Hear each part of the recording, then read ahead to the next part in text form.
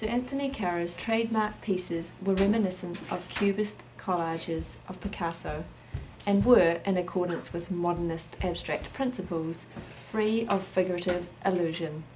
To many young sculptors, it seemed that Anthony Caro had liberated their art from the weight of past association, and many took his pronouncement that sculpture can be anything rather too literally. But Caro himself never truly believed his own dictum.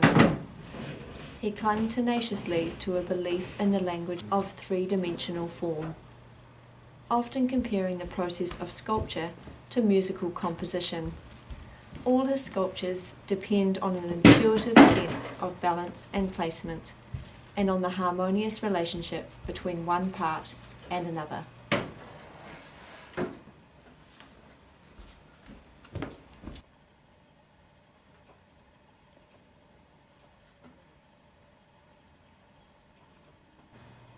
Caro was constantly innovating and finding new inspiration. His aim, he declared, was to expand the language of sculpture,